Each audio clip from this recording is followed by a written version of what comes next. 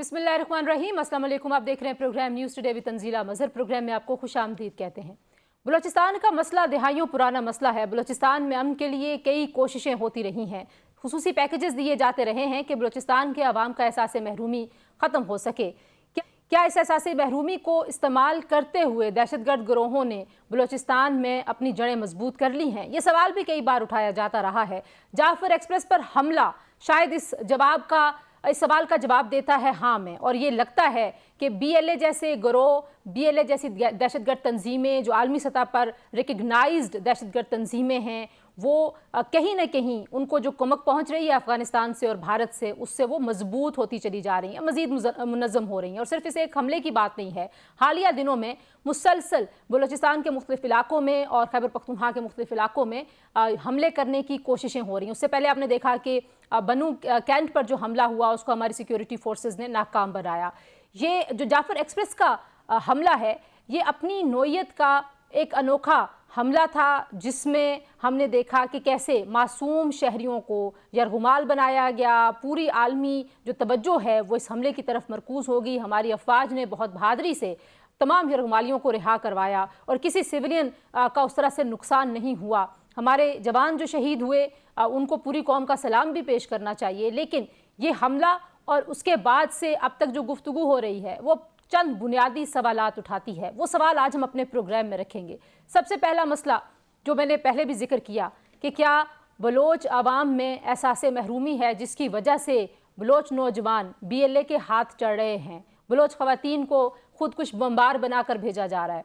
तरक्की पजीर मुल्क है पाकिस्तान, और जितना भी थर्ड वर्ल्ड जितनी भी है तीसरी दुनिया, वहाँ पर बहुत सारे ऐसे इलाके हैं जहाँ पर एहसास महरूमी है, जहाँ पर तरक्की की वो रफ्तार और शरह नहीं है जो दीगर इलाकों में होती है। यहाँ पर एक गैर मुसावी निज़ाम है। सिर्फ पाकिस्तान की बात नहीं कर रही, तीसरी दुनिया के बेशुमार ऐसे ममालिक हैं जहाँ पर ऐसी सूरत हाल पाई जाती है। तो क्या हथियार उठा लेना और रियासत से अलहदगी का नारा लगा देना इस एहसास महरूमी को ख़त्म करता है? और अगर ये एहसास महरूमी है तो इसमें वफाक की कितनी गलती है, इसमें सूबे की जो लीडरशिप है उसकी कितनी गलती है, इसमें रियासत की पॉलिसियों की कितनी गलती है? कुछ उसका हिसाब किताब भी करने की ज़रूरत है। फिर हम मुसलसल पूरी दुनिया को बता रहे हैं कि भारत जो बलूचिस्तान की सूरत हाल को एक्सप्लॉइट करता है, उसको अफ़गानिस्तान की सूरत में एक प्रॉक्सी खेलने के लिए एक ग्राउंड मिला हुआ है। और हम अफ़गान अबूरी हुकूमत से भी बारहा कह चुके हैं, इस हमले के भी तालिबान अफ़गानिस्तान से भी मिलते हैं। और भारत की रॉ की जो एजेंसी है वो जिस तरह से बलूचिस्तान में मुसलसल बरसरे पैकार रही है, ये किसी से ढकी छुपी बात नहीं है। हमने वहाँ पे कुलभूषण को पकड़ा है, उनके जासूसों को रंगे हाथ वहाँ से पकड़ा गया है। इसके बावजूद भी दुनिया ने भारत को कभी भी इस बात पे कंडेम नहीं किया।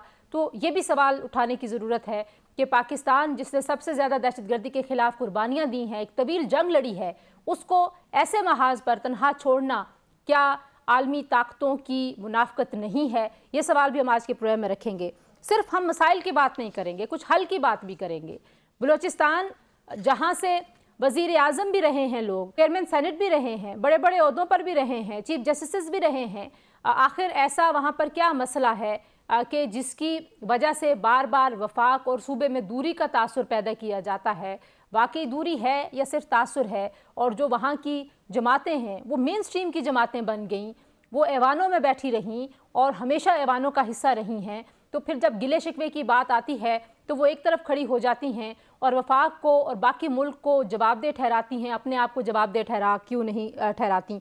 लेकिन उससे पहले मैं अपने मेहमानों की तरफ जाऊँ। ख्वाजा आसिफ साहब जो वज़ीर दिफा है, उन्होंने कल शाहज़ेब खानज़ादा साहब के प्रोग्राम में सोल सर्चिंग की बात की कि क्या हल हो सकता है इस बलूचिस्तान के मसले का। तो ज़रा वो सुन लेते हैं और फिर मेहमानों से आपका तारुफ करवाती हूँ। मैं इस बात में बिलीव करता हूं कि बलूचिस्तान में जो कुछ हुआ पिछले 25, 30, 40, 50 साल में, उसके सम्राट जो है आम आदमी तक नहीं पहुंचे। ये 50 की दहाई से ये सिलसिला शुरू हुआ।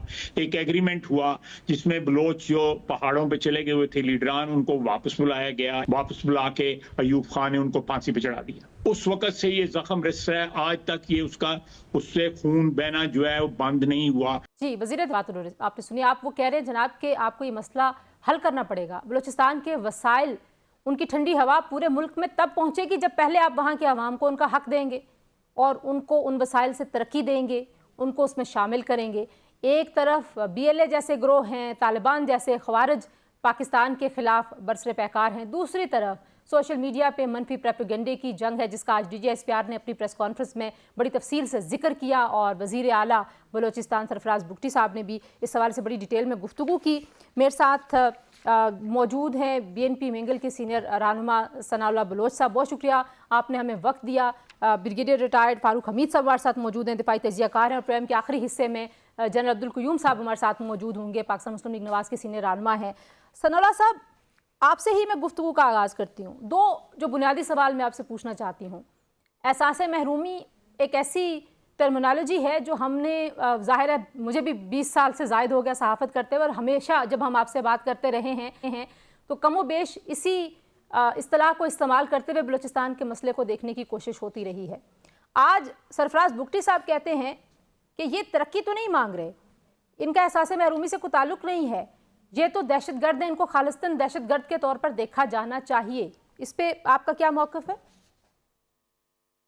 Thank you Tanzeela. سب سے پہلے میں شروع کرتا ہوں، آپ نے محترم خواجہ آصف صاحب کی جو یہ سول سرچنگ جو ان کی باتیں کی، جس میں انہوں نے تقریباً تسلیم بھی کر لیا کہ جو بلوچستان کے بنیادی حقوق ہیں وہ بلوچستان کے لوگوں کو ملنے چاہیے۔ 20 25 30 40 50، اب وہ خود بھی ان کو اندازہ نہیں ہے کتنے سالوں سے، بلکہ 70 سالوں سے 75 سالوں سے 1948 سے بلکہ 1947 سے یہ ساری پیچھے کتابیں پڑھی ہیں، جو تقریباً آپ کے سب سے زیادہ پنجاب پاکستان کے مختلف مورخین نے لکھے ہوئے ہیں، جس میں محمد علی جناح صاحب نے، لیاقت علی خان صاحب نے، اس کے بعد اسکندر مرزا صاحب نے، ایوب خان صاحب نے، پھر اس کے بعد ذوالفقار علی بھٹو صاحب نے، جنرل ضیاء الحق صاحب نے مختلف کیبنٹس میں بتدریج لوگوں کے ساتھ وعدے کیے۔ پھر یہ میرے پاس کانسٹیٹیوشن ہے، اس کی عمر تقریباً اب 53 سال ہے، تقریباً 53 54 ایئرز ہوتا ہے۔ اور خواجہ آصف صاحب اس وقت حکومت میں بیٹھے ہیں کہ وہ کہتے ہیں اک کے شفا میں ساری چیزیں پہلے ان کو ملنی چاہیے۔ میں اور کچھ نہیں بولتا، یہ کانسٹیٹیوشن کا آرٹیکل ہے 158، یہ ہے priority of requirement of natural gas, یعنی جہاں سے قدرتی گیس نکلتی ہے وہاں کے لوگوں پر اس کو فوقیت ملنی چاہیے، وہاں کے لوگ اس کا استعمال کریں، اس سے فائدہ لیں، اس کی ملازمتیں، اس کے سہولیات، اس کے پیسے، سب کچھ۔ لیکن آپ کو پتہ ہے اس وقت حکومت اسلام آباد جو ہے، وہ پاکستان جو ہے، وہ بلوچوں کے تقریباً 10,000 ارب روپے کا مقروض ہے ہمارے اس گیس کا۔ یہ صرف وہ قرضہ ہے جو انہوں نے مختلف مدات میں اسلام آباد کے مختلف جگہوں پر سبسڈیز کی مد میں، تیل میں، گیس کی مد میں دیے، فرٹلائزر کی مد میں دیے، انرجی کی مد میں دیے، باقی صوبوں کو مد میں دیے، انڈسٹری کی مد میں دیے۔ پھر جو انڈر پرائسنگ کی بلوچستان کی گیس کی، جو اس کا اکنامک ویلیو تھا، اس کے مطابق بلوچستان کو پیسے نہیں دیے گئے۔ 10,000 ارب روپے کوئی معمولی چیز نہیں ہوتی ہے، یہ کسی قوم کی تقدیر کو بدلنے کے لیے یہ پیسے استعمال ہو سکتے تھے اگر بر وقت بلوچستان کو آج سے 50 سال پہلے ملتے۔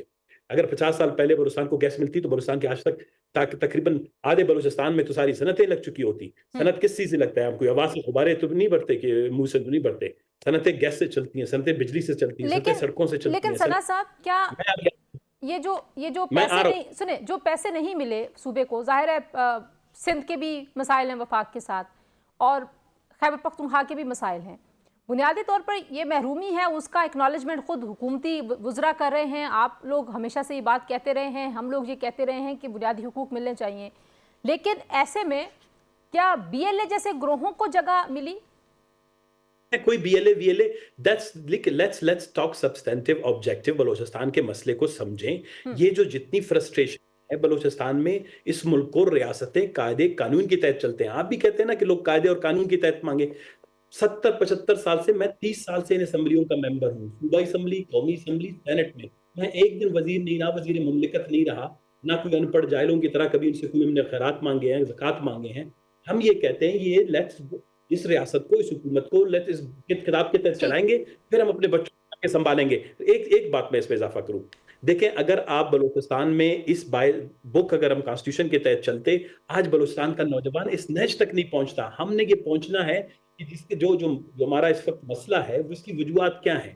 سرفراز صاحب، میں وجوہات کی طرف جاؤں گی، میں آپ سے حل بھی پوچھوں گی۔ مجھے بریگیڈیئر صاحب کو پہلا ایک جو ابتدائی ان کا کامنٹ ہے وہ لینے دیجئے۔ بریگیڈیئر صاحب، ظاہر ہے ہر جگہ کی ڈائنامکس مختلف ہے، جغرافیائی لحاظ سے بھی بلوچستان ایک بڑی مشکل ٹرین پہ مبنی ایک علاقہ ہے، میں اس کا کمپیریزن شاید اپنے پنجاب کے علاقوں سے نہیں کر سکتی، لیکن بہت سارے ایسے علاقے ہیں جہاں پہ احساس محرومی ہے، جہاں پہ ترقی نہیں ہے، جہاں پہ سڑکیں نہیں ہیں، جہاں پہ بنیادی سہولیات نہیں ہیں، لیکن وہاں پہ جو احتجاج ہے وہاں پہ جو ریاست سے مطالبات کا طریقہ کار ہے وہ اور ہے. اور ڈی جی آئی اسپیار کی آج آپ نے گفتگو سنی. سرفراز بگٹی صاحب ابھی اس پریس کانفرنس میں موجود تھے جو وزیر اعلیٰ ہیں, اور وہ کہتے ہیں کہ احساس محرومی اور بلوچ جو آپ کہتے ہیں نا ناراض بلوچ رہنما, یہ میڈیا کی ٹرمنالوجیز ہیں. دہشت گردی صرف دہشت گردی ہی سمجھی جانی چاہیے. بسم اللہ الرحمن الرحیم. بہت شکریہ. دیکھیں میں یہ سمجھتا ہوں کہ یہ بلوچستان کا جو معاملہ ہے, میں تو کتنی دہائیوں سے مائکرو اس کی اسکروٹنی کر رہا ہوں کہ میرا خود بلوچستان کلاب سے میرے انسیسٹرز کا تعلق ہے, تو probably that is the reason کہ میرا بڑا انٹرسٹ ہمیشہ رہا ہے بلوچستان میں for the last so many decades. بات یہ ہے کہ اس میں احساس محرومی بالکل ایک فیکٹر ہے, اس میں کوئی شک والی بات نہیں ہے جناب. مجھے آپ یہ بتائیں کہ جب یہ احساس محرومی بہت بڑھ جاتی ہے تو پھر ایکسٹرنل فورسز بیچ میں آتے ہیں اور وہ آ کے اس کا فائدہ اٹھاتے ہیں, اور یہی وہ ہوا ہے کہ احساس محرومی وجہ کہ جو ایلیٹ کلاس ہے بلوچستان کی, انہوں نے اپنے جو کامن لوگ ہیں ان کا خیال نہیں رکھا, ان کی بیٹرمنٹ اور ان کی کوالٹی آف لائف میں بہتری نہیں آنے دی. میں ایک ایگزامپل صرف دیتا ہوں. کتنی دہائیوں پہلے ہم دیکھتے تھے کہ یہ بلوچستان کے جو سردار ہیں, یہ جو مختلف ٹرائبز کے, انہوں نے بہت اپریشن میں رکھا ہوا تھا اپنے نیچے یہ جو ان کے ٹرائب کے لوگ. وہ تو شکر ہے پچھلے 3 دہائیوں میں معاملہ اوپن ہوا ہے, اور خاص کر نواب اختر بگٹی ایک عظیم لیڈر تھے, ان کی ڈیتھ کے بعد جو کرائسس آیا, تو یہ پاکستان میں, اور یہ چاہے ملٹری اسٹیبلشمنٹ ہو چاہے پولیٹیکل گورنمنٹ ہو, خاص کر میں پیپل پارٹی کو کریڈٹ دینا چاہتا ہوں, انہوں نے کہا کہ نہیں جناب اب وقت آ گیا ہے کہ اب آغاز حقوق کے بلوچستان پیکج پہلی مرتبہ آئے پیپل پارٹی 2008 میں جب زرداری صاحب صدر بنے. جی بالکل. اور دیکھیں اس کا نتیجہ کیا ہوا, کیونکہ ہم ریاست پاکستان میں پورے نیشنل کنسنسس ہے فیڈرل لیول پہ ایٹ آل لیول کہ بلوچستان کے لوگ ہم سے پیچھے ہیں. کیوں ہم سے پیچھے ہیں؟ کیوں بلوچستان کی معدنیات کی وسائل جو ہے کہ جو بینیفٹس ہیں وہ کیوں نہیں ان تک جا رہے؟ کیوں بلوچستان کی جو ایلیٹ کو لیڈرشپ ہے, کیوں سارا پیسہ جو ہے وہ خود ہڑپ کر جاتے ہیں؟ میں بڑا براڈلی بات کرتا ہوں, کرپشن کا نظر ہو جاتا ہے لیکن ٹرکل ڈاؤن ایفیکٹ نیچے لوگوں تک نہیں ہوتا. تو دیکھیں کوشش یہ کی گئی کہ ایک فیکٹر میں بتا دیتا ہوں کہ مسلح فوج نے فیصلہ کیا کہ جناب ان کو اسی طرح اپرچونٹیز دی جائے کہ وہ بھی آرم فورسز میں آئے. ہزاروں کی تعداد میں بلوچ نوجوان فوج میں آئے, آرمی, نیوی, ایئر فورس, اسی طرح فیڈرل گورنمنٹ میں. انہوں نے کہا, سب نے کہا ان کو مین اسٹریم میں لے کے آؤ, ان کو اپرچونٹیز دو, ہائر ایجوکیشن کی, بیٹر ایجوکیشن کی. 13 کیڈٹ کالجز تو فوج نے بنائے وہاں پہ.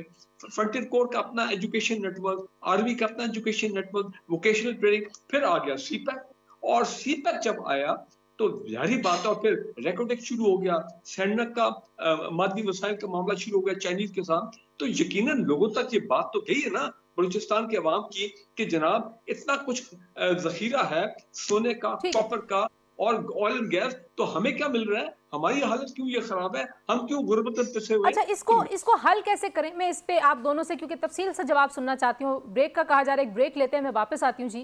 اور دونوں کیونکہ بڑے لوگ ہیں جو بلوچستان کی ڈائنامکس کو, اس کی زمینی حقائق کو سمجھتے ہیں, جانتے ہیں, ان سے حل بھی پوچھیں گے کہ کیا اے پی سی بلا لینا ایک حل ہے؟ کیا نیشنل کنسنسس نہیں ہو سکا آج تک, اگر تو اب 2-4 دنوں میں کیسے ہو پائے گا؟ کچھ بریک کے بعد بات کرتے ہیں, ہمارے ساتھ رہیے.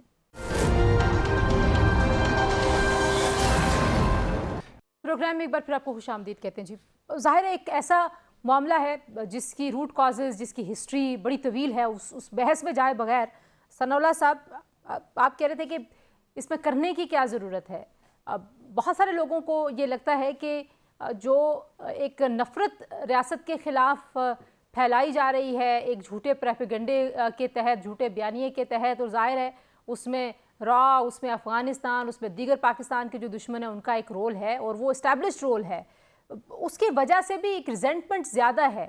آپ کو لگتا ہے کہ فوجی آپریشن حل ہے, اے پی سیز حل ہیں؟ کیا حل ہے اس معاملے کا کہ ہم پیکیجز بھی دے کے, ہم نے وہاں پہ یونیورسٹیز بھی شروع ہو گئی, وہاں کی یوتھ ماشاءاللہ سے بڑی وائبرنٹ ہے, پڑھے لکھے لوگ بھی ہو گئے, یونیورسٹیوں میں ہونے کے باوجود بھی وہ خود کچھ بمبار بن رہی ہیں خواتین. تو what is the way out of this mass? Tanzeela دیکھیں, دنیا میں بلوچستان کا جو کیس ہے یا یہ یہاں پہ جو وائلنس ہے، انسرجنسی ہے بلوچستان کے اندر، آپ کو یہ بہت بڑا اضطراب جو نظر آ رہا ہے کہ کسی بھی کس طرح کے جو ہمارے ملٹی ایتھنک فیڈریشن میں یہ کوئی واحد کیس نہیں ہے، بہت سے ایسے ممالک سے نے اس عمل سے، اس پروسیس سے، اس دور سے وہ گزرے ہیں۔ ہمارے سامنے ابھی بھی بہت ریسنٹ پاسٹ کے بھی بہت سے ایسے کیسز پڑے ہوئے ہیں جہاں پر میں اب مسئلہ یہ ہوا کہ کیونکہ ہم اتنا ہلجھ جاتے ہیں، ہماری میڈیا، ہماری نیشنل سیکیورٹی کا آپریٹرز، ہمارا جو بڑا لو پروفائل کا پولیٹیکل ایلیٹ جو یہاں سے زبردستی ان کو کامیاب کروا کے بھیجا جاتا ہے، وہ اسی چیزوں میں پھنسا ہوا ہے کہ ہمیں ادھر سے کوئی آ رہا ہے، کوئی ادھر سے ہمارے لیے مسئلے پیدا کر رہا ہے، کوئی ادھر سے کر رہا ہے۔ وہ اصل میں جو گھر کے اندر کے تکلیف، مشکلات، مسائل اور جو آئینی اور قانونی پیچیدگیاں ان کو سمجھنے، ان پہ بات کرنے کے لیے کوئی آبجیکٹو ڈسکشن ہو ہی نہیں رہی ہے۔ اسی لیے میں بلوچستان کے ایک حوالے سے چھوٹی سی نیشنل وضاحت پالیسی آپ سے بن بھی مانگ چکی لوں، ہے۔ چھوٹی سی وضاحت جو آپ بھی بات کر رہے ہیں اس میں جو بار بار میڈیا پہ بھی آپ کو پتہ سوال اٹھایا جاتا ہے وہ یہ ہے کہ مسائل پہ تو ضرور بات کی جائے، حقوق مانگے بھی جائیں، مطالبہ بھی کیا جائے، لیکن اس کو بی ایل اے جیسے دہشت گرد گروہوں سے تو الگ کیا جائے نا، وہ آپ الگ کرتے یا نہیں کرتے؟ اب دیکھیں، ہم اور آپ ابھی بات کر رہے ہیں بلوچستان کا مسئلہ اور اسکیل پہ بات کر رہے ہیں۔ We have no concern, honestly مجھے تو نہ پتہ ہے ان کے اسٹرکچر کا۔ میں کبھی سیکیورٹی ریلیٹڈ یا ان کے آرگنائزیشن ریلیٹڈ یا وائلنس ریلیٹڈ چیزیں تو بہت کم پڑھتا ہوں۔ I mostly read, write and I have been advocating, brigadier صاحب خود نے ابھی فرمایا کہ میرے آرٹیکل پڑھتے رہیں۔ آئی have been advocating for last 20 years Balochistan کا جو پیسفل کانسٹیٹیوشنل ریزولوشن ہے کس طرح ہو۔ میں نے ابھی آپ نے حل کا پوچھا، جب میں پچھلی صوبائی اسمبلی میں تھا 2023 میں 22 میں نے ایک ریزولوشن موو کیا بلوچستان کے حوالے سے ٹروتھ اینڈ ریکنسیلیشن کا۔ اس کا بنیادی مقصد یہ تھا کہ بلوچستان کے بہت سے پیچیدہ مسائل ہیں، ان پہ سنجیدہ گفتگو ہو نہیں رہی ہے۔ ہماری مقتدرہ، ہمارے بہت طاقتور طبقے وہ یہاں پر حکومتیں بنانے، توڑنے، پارٹیوں میں لوگوں کو ڈالنے، نکالنے، اور جس کی وجہ سے گورننس کا سارا سسٹم خراب ہو گیا ہے، سویلین اتھارٹی خراب ہو گئی ہے، کرپشن اتنی انتہا پہ آپ تصور نہیں کر سکتی۔ یہ جو آپ کب سے پیسے کی ہوا بات ہے؟ کرتے ہیں کہ اسلام یہ آباد کب فنڈ سے دیتا ہوا ہے ہے؟ میں بلوچستان ٹائم سپین پوچھوں آپ سے؟ میں آپ کو ٹائم اسپین میں ابھی آپ کو بتا رہا ہوں۔ یہ موسٹلی ہوا ہے 1973 کے بعد، جب بلوچستان میں 1973 کی انسرجنسی ہوئی، جب بلوچ جو بڑی معتبر قیادت تھی، جو بڑی اچھی شستہ اردو اور انگریزی بولتے تھے، نواب اکبر خان بگٹی، خیر بخش خان مری، سردار عطا اللہ منگل کی صورت میں جو اسلام آباد والوں کو پسند نہیں تھے، اس کے بعد 77 کے بعد سے یہ فیصلہ ہوا کہ بلوچستان میں بلوچ عوام کو جو رائٹ ٹو رول ہے، جس میں وہ رائٹ ٹو اپنا ووٹ دینے کا ہے، وہ دیا نہیں جائے گا۔ ہم اپنی مرضی سے لوگ بٹھائیں گے۔ 85 کی اسمبلی بنی، آپ کی ساری اسمبلیاں بنی ہیں، یہ جو ہم 2-4 لوگ سلپ کر کے آ جاتے ہیں، ہم اپوزیشن میں وقت گزارتے ہیں۔ We never had chance to govern Balochistan. Sardar Akhtar Mengal نے 12 مہینے گزارے، ان کے والد نے 9 مہینے گزارے، وہ بھی جب پاکستان کے پاس 1 روپیہ پیسہ نہیں تھا، جب 1988 کا دھماکہ ہوا، ایٹمی دھماکہ ہوا۔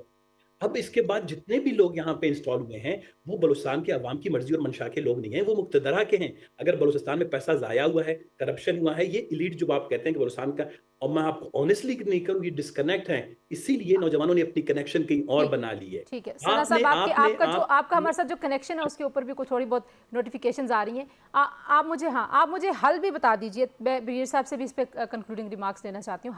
حل بتائیے، what is the solution؟ سیاسی حل ہے، فوجی آپریشن ہے، ایک ہی چیز ہے، کیا ہے؟ میں نے ابھی 2-3 دن پہلے ہم نے کہا کہ اگر کوئی سنجیدہ ہیں قوتیں بلوچستان کے اوپر ایک نیشنل اگر پالیسی بنانی ہے، ایک نیشنل ڈیبیٹ ہونا چاہیے، but that has to be a very open debate، جس میں میڈیا، پبلک اس کو لائیو چلا دینا چاہیے، تاکہ دودھ کا دودھ پانی کا پانی ہو جائے۔ دیکھیں، آپ نے بہت سے پہلو ہیں بلوچستان کے، سیاسی ہیں، معاشی ہیں، معاشرتی ہیں، آئینی ہیں، انسانی حقوق کے ہیں، ان سب پہ بڑی تفصیل سے بات کرنی ہوگی۔ آپ ان معاملات کو ہینڈل کریں، بلوچستان کے اندر 2-3 سال کے بعد گریجولی ان کو امپلیمنٹ کریں through truth and reconciliation commissions کے تھرو، بہت کریڈیبل آپ کو پولیٹیکل لیڈرشپ کے ذریعے سے، پھر اس کے بعد آپ کو بلوچستان کے اندر گریجولی ٹرانسفارمیشن نظر آئے گی ٹورڈز پیس۔ پیس ایک دن سے کسی بندوق کی نلی سے نہ گولی سے پیس آیا ہے، نہ بندوق کی گولی سے کسی کو اس کے حق ملتے ہیں۔ I am totally against about violence, چاہے وہ کسی بھی طرف سے ہو، اور اگر بلوچستان کو جو کچھ لوگ ابھی بڑے آکش سے پالیسی بنا کے دربار میں بھی جا کے آپ یہ کہہ رہے ہیں کہ ٹروتھ اینڈ ریکنسیلیشن کی طرح کا کوئی ایک کمپریہنسو ایک نیشنل پلان ہو؟ بریگیڈیئر صاحب، آپ کے خیال میں کیا حل ہے؟ صرف یہ کہہ دیں جی بالکل political reconciliation is the answer. ٹھیک ہے، اگر کہیں پہ جو بھی بی ایل اے کی باقیات جب تک رہتی ہیں، اگر وہ راہ راست پہ نہیں آتے ہیں، اور ان کے ساتھ کوئی کسی قسم کا کوئی ڈائلاگ یا سب بریک تھرو نہیں ہوتا ہے اور وہ they keep attacking the law enforcement agency, تو وہ تو ظاہری بات ہے پھر وہ لڑائی تو اس طرح جاری رہے گی. لیکن اوور آل جو ہمارا مقصد ہے وہ یہ ہے کہ winning the hearts and mind of the people of Balochistan. یہ ہمارا گائیڈنگ پرنسپل ہونا چاہیے.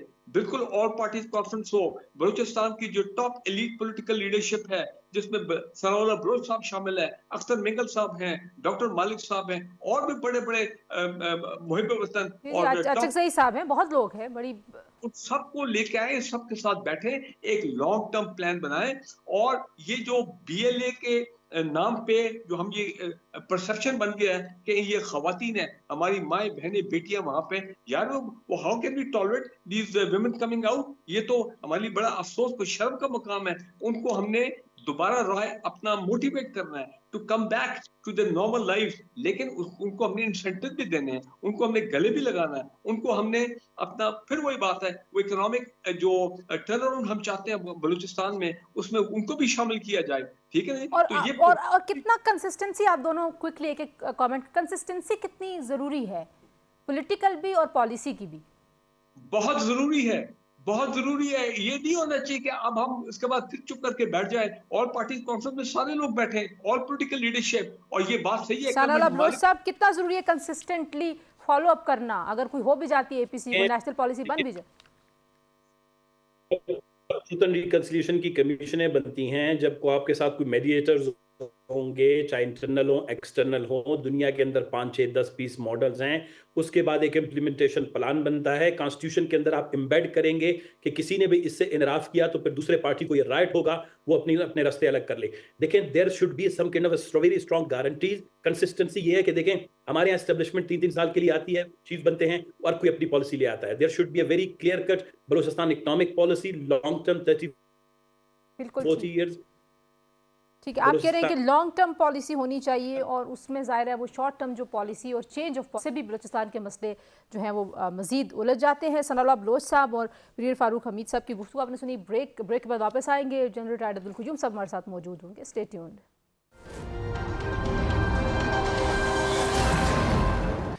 پروگرام میں ایک بار پھر آپ کو خوش آمدید کہتے ہیں جی, اور اب ہم بات کریں گے اس سارے معاملے پہ جس پہ ہم نے روشنی ڈالی, اس کا حل کیا ہے, حکومتی سوچ کیا ہے. اس حوالے سے جنرل ریٹائرڈ عبدالقیوم صاحب پاکستان مسلم لیگ نواز کے سینئر رہنما ہیں, ہمارے ساتھ موجود ہیں. جیسا بہت شکریہ آپ نے وقت دیا. جیسے D G I S P R کہتے ہیں کہ جعفر ایکسپریس پر حملے نے جو رولز آف گیم ہیں وہ تبدیل کر دیے ہیں. کیسے آپ سمجھتے ہیں کہ ڈائنامکس بدل گئے ہیں؟ بلوچستان کا مسئلہ تو دہائیوں پرانا ہے, لیکن آج کے حالات میں آپ اس حملے کو کس طرح سے دیکھتے ہیں, اور آپ کو لگتا ہے کہ حکومت تیار ہے اس طرح کے معاملات سے نمٹنے کے لیے؟ دیکھیں Tanzeela, with the passage of time, of course in this digitalized world, اور یہ کمیونیکیشن جو ہے اس کی ایڈوانسمنٹ سے, تو یہ ٹیررسٹ بھی جو ہیں یہ بھی, اور ان کو اسپیشلی جب ان کے بیک پہ فارن انٹیلیجنس, فارن منی, فارن ویپنز ہیں, تو اس لیے یہ اس کی بالکل ڈائمینشنز چینج ہوتی نظر آ رہی ہیں. ابھی آپ یہ دیکھیں کہ یہ جس طریقے سے انہوں نے جگہ ایمبوش کی چنی ہے, جس طریقے سے انہوں نے دیکھا کہ وہاں سگنلز نہیں ہوں گے, جس طرح انہوں نے اپنا سیٹلائٹ کمیونیکیشن کو تھرو رکھا ہے, اور جس طرح انہوں نے دیکھا کہ بڑا ٹارگٹ ہوگا, حال اپ کرتے ہیں, تو اس کا مطلب ہے یہ جدت ہے نا. یہ کوئی عام نارمل کوئی مذہبی یا لسانی گروہ تو ایسے نہیں کر سکتا نا. یہ تو ایک حملہ ہے اسٹیٹ کے اوپر. لیکن یہ جو ٹیررسٹ ہیں, even if they are backed by certain powers, یہ اللہ کے کرم سے پاکستان جیسی مضبوط ریاست کا سر نگوں نہیں کر سکتے, یہ اس کو کچھ بگاڑ نہیں سکتے. یس, وقتی طور کے اوپر ہیومن لائفز کا لاس ہے جو بڑا افسوسناک ہے اور دکھ دہ ہے, لیکن دنیا کے اندر بہت جگہوں پہ بہت یہ آپ سوچیں کہ ہمارے تو یہ 400 بندے ہائی جیک انہوں نے کیے, اور یہ ٹرین کا اس طرح کا ماؤنٹینز تو میرے خیال ہے دنیا میں بھی کہیں نہیں ہے جہاں یہ ٹنلز کا سسٹم ہے جو آج سے 100-150 سال پہلے انگریزوں نے کچھ بنائی تھی. آپ دیکھیں کہ امریکہ جیسا ملک بڑے شہر میں ایئرپورٹس موسٹ ڈیفینڈڈ ایریاز ہوتے ہیں, اور وہاں 9/11 ہوا, اور یہ تو 400-4,000 لوگ جو ان کی ریکوائرمنٹ وہ جو انہوں نے اناؤنس کیا وہ ہوگا. تو میں یہ کہتا ہوں کہ ہمارے لیے یہ بڑا دل خراش واقعہ ہے, ہمارے لیے بہت زیادہ تکلیف دہ بھی ہے. اسٹیٹ کو ضرور اپنے سول سرچنگ کرنی ہوگی, لیکن ایٹ دی سیم ٹائم میں جو یہ دیکھتا ہوں نا کہ کئی لوگ پولیٹیکل پوائنٹ سکورنگ کر رہے ہیں, اور انفارچونیٹلی پولیٹیکل پارٹیز کے علاوہ بھی کوئی میڈیا کے لوگ بھی جو ویلاگ کرنے والے ہیں وہ اپنے سکور سیٹل کرتے ہیں گورنمنٹ کے ساتھ.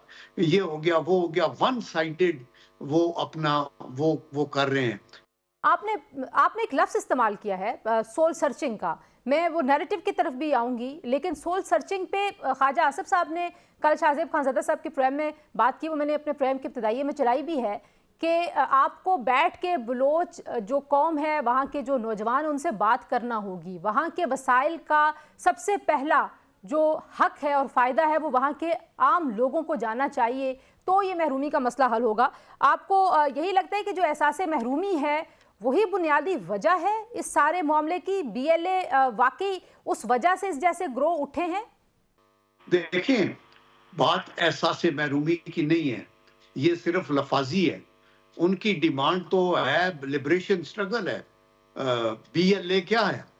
دے ڈونٹ وانٹ ٹو, وہ تو اپنے آپ کو ایک آزاد مملکت کی طرف لے کے جانا چاہتے ہیں نا.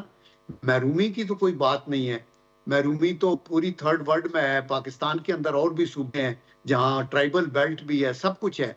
یہ ان کا تو جو ہے سلسلہ وہ مختلف ہے, اور یہ تو آپ یہ دیکھیں کہ محرومی ان کی اپنی آبادی کے حساب سے بہت کچھ کیا گیا. میں نے کل بھی ٹی وی میں بتایا تھا کہ ان کے پرائم منسٹرز بھی آئے, ان کے چیف جسٹسز بھی آئے, ان کے چیف آف آرمی سٹاف بھی ادھر آئے, ان کے چیئرمین سینٹ بھی لگے, ان کے مطلب ہے ہر عہدے پہ اللہ کے کرم سے سینٹ کے اپر ہاؤس میں بھی ان کی اتنی نمائندگی ہوتی ہے جتنی ادھر ہے.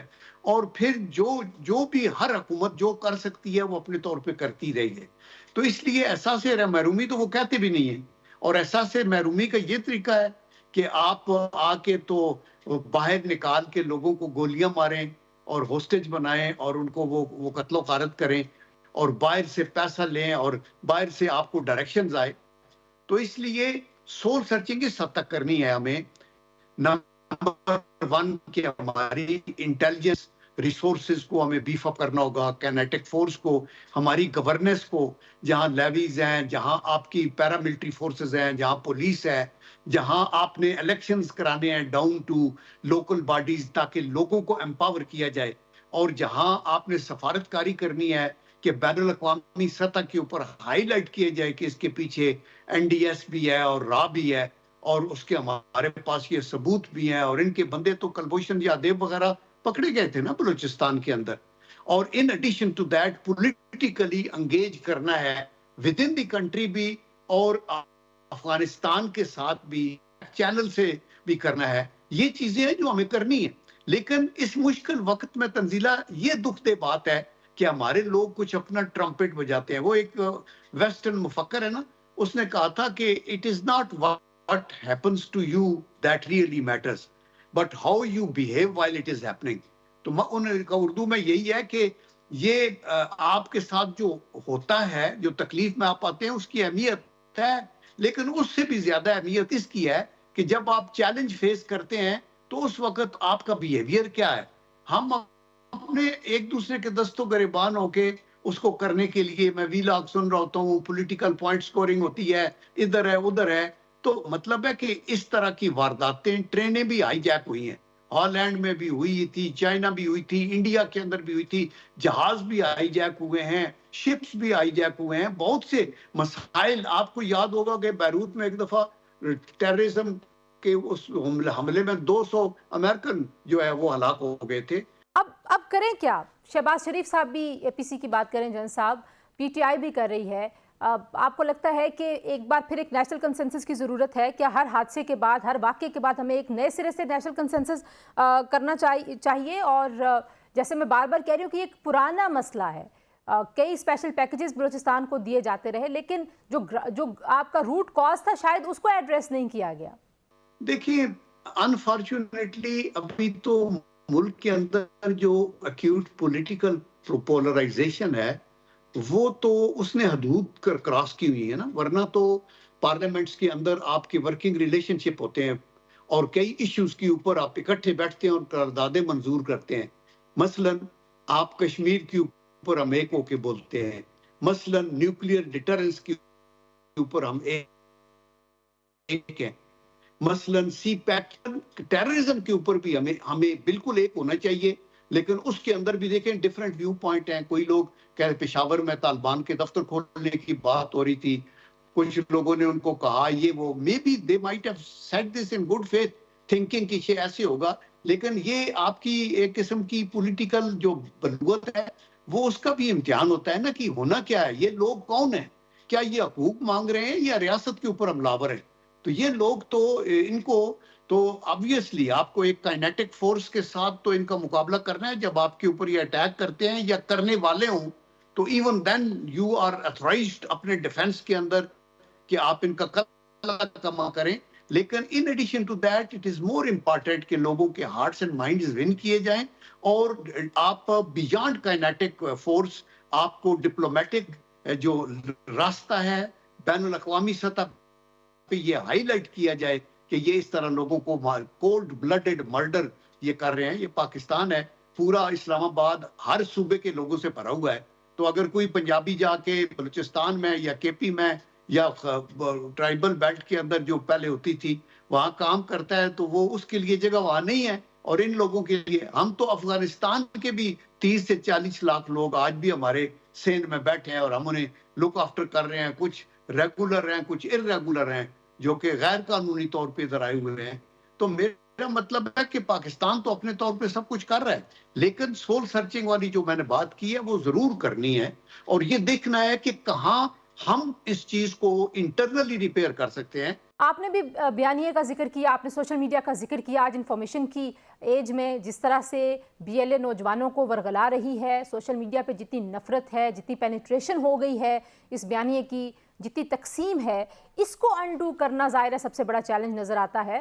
فوجی آپریشن آپ کو لگتا ہے کہ واحد حل ہے بلوچستان میں امن لانے کے لیے؟ اور جو دیگر علاقوں میں ہم نے دیکھا کہ یکے بعد دیگرے کئی اس طرح کے حملے ان حالیہ دنوں میں ہو رہے ہیں، یہ جو بیانیہ ہے اس کو انڈو کرنے کے لیے کیا کرنا چاہیے؟ دیکھیں نا اس کو انڈو کرنے کا تنزیلہ یہی طریقہ ہے نا کہ ہمیں اپنے گریبان میں جھانک کے یہ دیکھنا ہوگا کہ یہ پاکستان کا ملک ہے تو ہماری سیاست ہے، ہمارے ادارے ہیں، ہماری آزادی ہے. اگر یہ اس کو ہم اندر سے توڑنے کی کوشش کریں گے تو پھر کیا ہوگا؟ صرف ایک موٹیویشنل ٹاکس بھی ہیں، پلس یہ پولیٹیکل لیڈرز سر جوڑ کے بیٹھے اور یہ سوچیں. آپ دیکھیں نا نواز شریف صاحب نے بھی اکٹھا کیا تھا نا سب کو. آپ نے وہ نیشنل ایکشن پلان کیسے بنا تھا؟ کیا عمران خان صاحب دلی سے آئے تھے؟ وہ تو وہاں جا کے بھی انہوں نے ہاتھ نہیں ملایا تھا، وہ دور بیٹھے تھے. آرمی کی لیڈرشپ تھی، پھر اس کا فالو اپ ہوا. اور فالو اپ کیا ہوا؟ ایپیکس کمیٹیز کی میٹنگز ہوئی، ہر صوبے میں پرائم منسٹر خود جا کے چیئر کرتے رہے اور وہاں governor, chief minister, corps commander, D G rangers, I G police, chief secretary, سارے all those who mattered work together اور آپ کو سٹال کیا. اور آرمی نے اپنی قربانیاں دی، کومنگ کی، فزیکل آپریشنز ہوئے اور ان کا کلا کام ہوا. آپ نے دیکھا نا کہ حکیم اللہ مسعود، بیت اللہ مسعود، وہ تو دندناتے پھرتے تھے ادھر سے لوگوں کو تو دہشت گرد تو مارگلہ کی پہاڑیوں پہ بھی آ گئے ہیں اور موٹر وے کو ڈومینیٹ کر رہے ہیں. تو سب ختم ہوا تھا. لیکن بحیثیت قوم آپ کو اکٹھا بیٹھنا پڑے گا اور اسی کی ہم اپیل کر سکتے ہیں اپنے سارے بھائیوں کے ساتھ کہ یہ حکومتیں تو آتی جاتی رہتی ہیں، ریاست کو بچانا ہے اپنی پوسٹیرٹی کے لیے، اپنے بچوں کے لیے اور ان کے بچوں کے لیے. بہت شکریہ جنرل ریٹائرڈ عبدالقیوم صاحب کی گفتگو آپ نے سنی جی. آج سے پروگرام کے لیے اتنا ہی. اگلے پروگرام میں دوبارہ ملاقات ہوگی. اپنا بہت سارا خیال رکھیے. اللہ حافظ.